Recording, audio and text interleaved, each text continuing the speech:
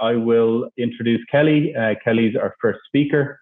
She's the founder and creative director of White Bear, and she has 15 years experience across the branding and creative industries, and in particular in food and drink, packaging and campaign work. And Kelly loves challenger thinking, loves talking about it. And with that in mind, I will hand you all over to Kelly. Excellent. Thanks, Dave. I am going to share my screen.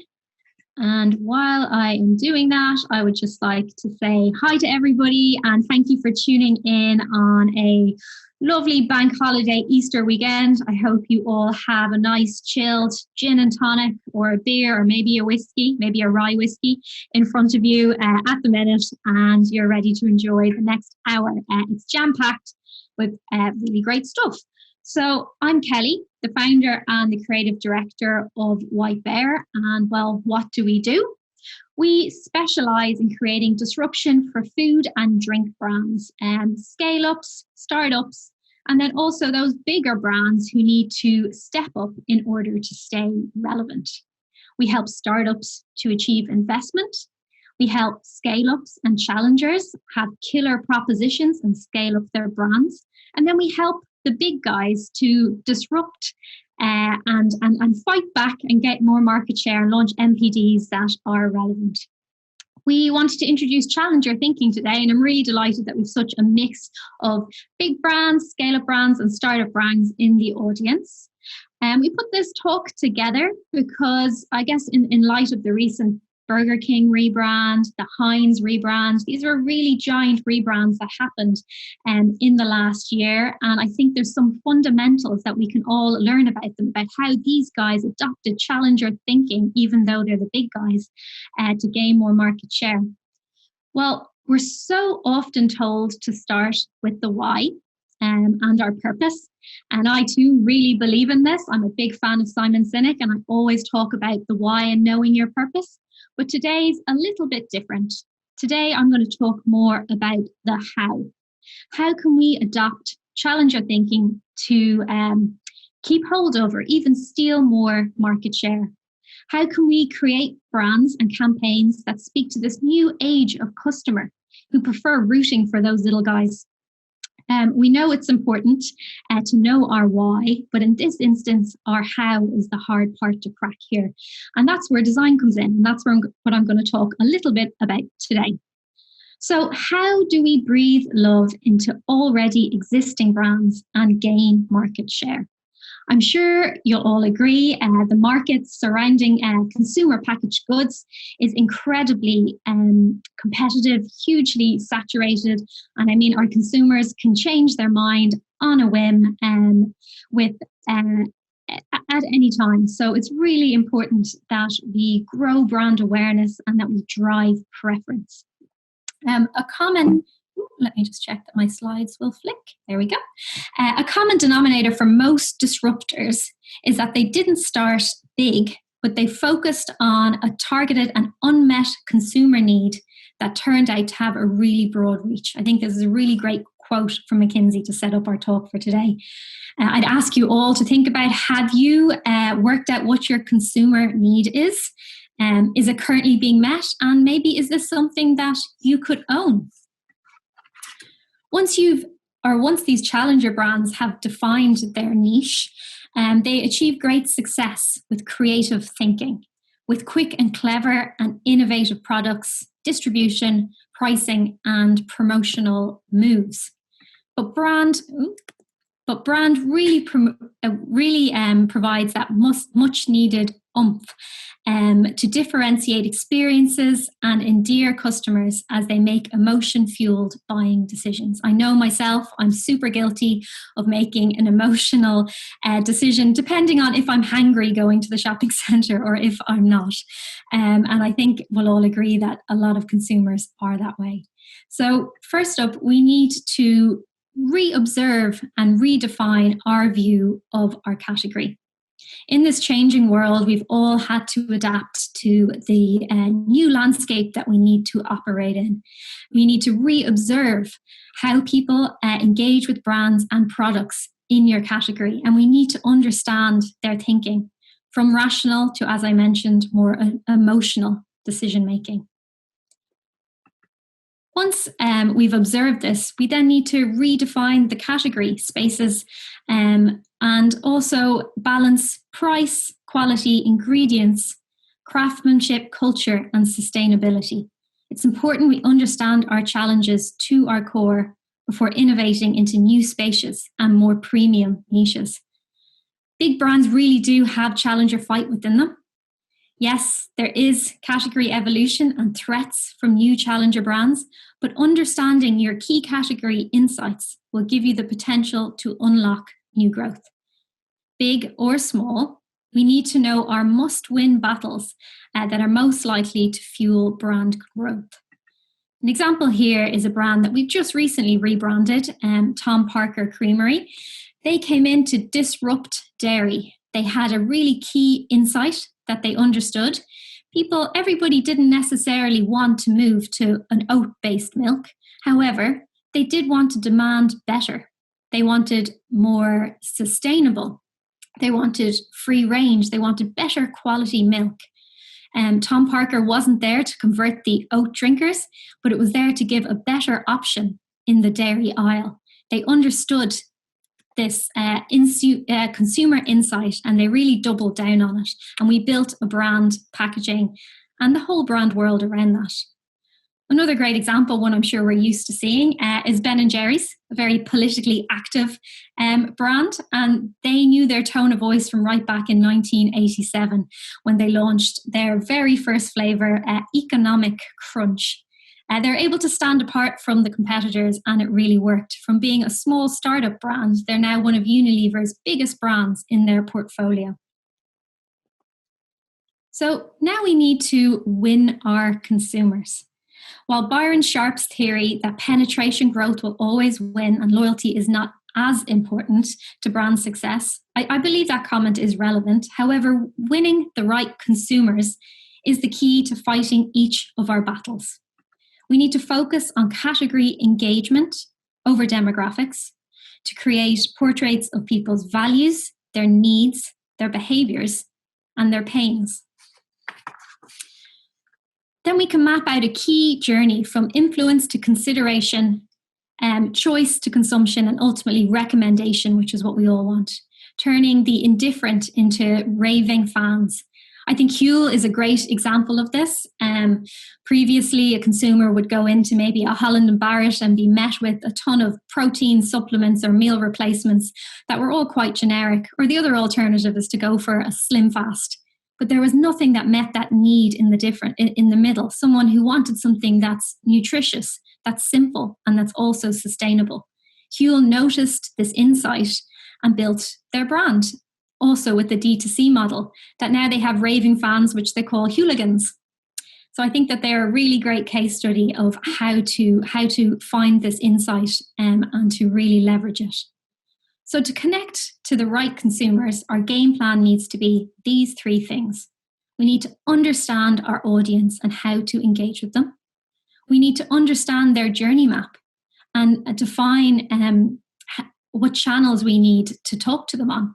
And then lastly, all of that needs to be underpinned by insight to ensure that we have the right products and the right communication at the right time. So once we then won our consumer, we then need to get a product that's going to win at shelf. What we call that is shelf shout, in my words. Often we need to rethink the actual product design to better meet people's needs and to demonstrate value and competitive choices. We must discover how entrants are creating value, especially in established categories and spaces, and challenge the expected norms at every price point. I mean, can we be simpler? Can we have higher quality? Can we introduce more flavors? Can we be more sustainable? Think back to Tom Parker, and they actually addressed every single one of those needs before they released their new branding and packaging. Once we've done that, it's time to redesign the range in order to lead the category. Let's hack our own range before our competitors get in there and do that. Let's create unexpected value in our product design. Let's use insights, and I say insights a lot throughout this talk because insights are key to drive range optimization and innovation. I mean, I'm sure we would all place Brewdog in this category. They have hacked the beer industry, creating, as they've said in their own words, mind-blowing beer that's starting a revolution. They're very modest. So they single-handedly defined the craft beer movement. They knew their why, they knew their how, they knew their what, and they answered the consumer need. Then let's move on to, once we are going to have shelf shout, we need to actually refresh our brand design. And it's time to build that foundation. Look for a pivotal insight that challenges the norms of the category. An ownable tension that can be the foundation to redesigning the brand is what we want. And a powerful insight can connect audiences, category, and products. And all of this is a springboard for design to define our own purpose, idea, and story. Coming up with a bit of a strategic insight, or as I call it, that big light bulb moment, that big idea is really key before we launch our new brand. And it's something that is really nearly always glossed over or overlooked in the theory books. If you want to think a little bit more about getting that killer idea or having that light bulb moment, well, firstly, come and speak to us. That's our bread and butter, and that's what we love doing. But secondly, I really recommend this book, 1 + 1 = 3, the Masterclass in Creative Thinking. That'll really get the juices flowing, and it's a really great place to start. So I'm going to talk a little bit now about brand purpose. I told you this talk was more about the how, but also we mustn't ignore our why.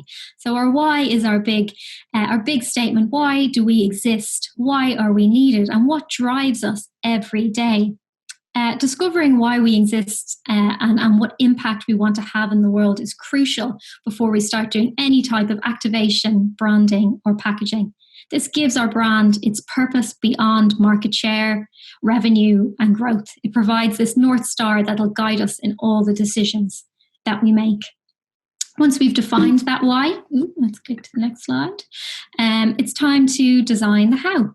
So learn how the brand creates an active, valued role in people's lives. This is the key creative foundation for redesigning our brand's identity. The central brand idea has to be more differentiated than the competitors. It has to be relevant and it has to be motivating. It ensures that brand design goes beyond advertising to connect at every touch point. We talked a little bit before this call about gin actually, and I've included Beefeater in here. Beefeater released a new campaign to communicate with the new generation of gin drinkers. They were losing market share. They weren't cutting through. So they took a step aside and rebranded, targeting a new audience, this new generation of gin drinkers who were young, they were urban, and they were real. And most importantly, they were actually overlooked by the competitors in the category. So they noticed this insight and they addressed it to make themselves more relevant again. So now let's tell our what, let's tell our story. We need to talk about the value our products provide to meet changing audiences' needs. What's the essence of our product? What about our product is emotive, is tangible? What's useful for our consumer? This will guide the way the brand talks about our product and services, and also its tone of voice. Lego, I have in here, is one of my absolute favorite brands. I think it transcends every age group, every demographic. And what they do is really understand why people love Lego so much. It's emotive, it's storytelling, and every single touch point of their communication from the very first brick tells you that story and has that aspiration to it. So just to recap on this section, how do we redesign the brand from the how? Well, first, we start with our brand purpose, knowing our why. We then move on to our brand idea, that big light bulb moment that's going to differentiate us. And then we need to know how to tell that product story, the value our products provide to our changing audience's needs. And all of those points need to be underpinned with a clear brand foundation, this pivotal insight that will challenge the norms of your category. So now we have all of this in place. We have our roadmap ahead of us ready to go. How do we then communicate like a challenger? Well, we need to define our place in culture in order to do that. This is essential. This sounds a bit overwhelming, but it doesn't have to be. The brands need to understand that they are actually a cultural expression, a way for people to identify with different ideologies and beliefs and subcultures. And those are the ones that are going to win. Brands and cultures are both shaped by stories and actions that have purpose. So we need to start looking for ways to bring a different aspect of the culture into our core messaging. We have to be authentic in doing so. We've all seen that big flop with that Pepsi ad with Kendall Jenner. That's just absolutely cringeworthy. There was no authenticity or integrity in that. That's something we absolutely don't want to do. But we also cannot ignore culture. Don't be too hard on yourself, though. Culture is very complex. We won't always get it right. But what we need to do is we need to listen. We need to try things, and we need to be quick and responsive. And while we're doing that, we also need to build mass awareness. So there's a lot of things that we need to do. We need to relaunch our brand then at scale to establish our category position. Remind audiences why they fell in love with us in the first place and why they should really reconsider us again. Let's put ourselves back on the map. This is also an opportunity to reach new generations that might have zero awareness of us or zero awareness of our history. It's actually a great opportunity to build new memories, especially if we have had a rebrand or repackaging design. It's time to build new memories with a new audience. Burger King, I think, did this really well. Here's our Burger King slide. I think they tapped into their audience, an audience who no longer wanted plastic, who no longer wanted processed food. And they used nostalgia to do that, and getting rid of gradients and fancy shading, going back to this really nostalgic, beautiful looking, simple design. I think that was a really effective brand design that tapped into their target audience by understanding their culture. Now let's build communities. We need to develop communities to amplify our audience's engagement. Challengers have won by building true communities among and between audiences. Think back to our Hooligans with Huel. I'm just amazed seeing people walking down the street wearing Huel t-shirts, that they're really proud to promote a meal replacement product. But they believe in it. They believe in what it represents, and it identifies with their own values, and they're proud to wear it. Communities give us the opportunity to demonstrate how we add value to their passions, to their interests, to their hobbies. So we need to understand them. We can even co-create communities and develop products based on real needs. I think Hennessy did a great job of doing this. They tapped into the music industry, and they knew that Guinness owned rugby, Carlsberg owned football. So what occasion can they own, and how can they tap into this? And they did this in a really clever way. They tapped into the music industry, however, not necessarily at a major artist level, but more at a local community level. And Hennessy understood the audience and was there to service them when they needed them. And don't forget to tap into powerful partnerships. I mean, I'm sure with April Fool's Day today, we've seen all these collaborations going on across LinkedIn. I think I saw a Marmite Graze bar. I've seen, I think, fisheye mayonnaise. And then the one I actually like best, and I hope it's real, is the Manny Life Dr. Will's peanut butter ketchup. But yeah, let's make sure that we lean into partnerships here. By leveraging partner channels and spaces, we can connect with our audiences and show value beyond products and create experiences that are valued to us and to our partners. And then define our ecosystem. We need to leverage the technology that's radically disrupted the mass media. If you haven't taken this seriously already, now is the time to find your channels and know where your audience is, and use that opportunity to talk to them as much as possible. A great example is the Budweiser Selfie Bud campaign that ran during the Super Bowl. This was back in the earlier days of social media, when there was an early tech flaw with using selfie mode. It mirror imaged all of the selfie photography and video. So what the Budweiser did was they noticed that gap, and they released the Selfie Bud, which was a mirror image image Budweiser bottle. You could take photos with it, and it didn't lose the integrity of Budweiser at all, and it didn't need the influencer or the drinker to in any way adapt their photograph. They could post it straight online. So I think that was a really clever observation and quick win. But building brand love goes beyond driving the next purchase. But by connecting channels based on key journeys, we can drive engagement and drive sales. So I said a lot of stuff about stuff there in the last few minutes. So just to have a recap here about what is key, how do we communicate like a challenger? We find our place in culture and we relaunch at scale. We need to create value for communities and our partners. And then lastly, we need to leverage disruptive technologies, know what channels our consumers are on, and really optimize that as much as possible. As I mentioned, I have said a lot of things in this talk, and there's a lot of nuggets in there, and I've tried to speak as fast as possible. So what I've done is put together a little playbook here of the key takeaways from this talk. So feel free to take a snapshot. I could talk about challenger thinking for the next 2 hours, but I wouldn't do that to Ali and Alex because I know that they have great talks coming up. So I'm going to end it there. But if anyone would like to reach out and talk about this further, please feel free to reach out to me, Kelly at whitebearstudio.com, or connect to me on LinkedIn. I'd love to have a further chat. Thank you so much. Bye-bye. I'll hand back to Dave now. Thank you, Kelly. We have a couple of questions that came in advance of the event for Kelly. First one from Mark, and it's Kelly, what makes a really memorable challenger brand? You obviously touched on some of this as you talked to, but what do you think makes a really memorable challenger brand?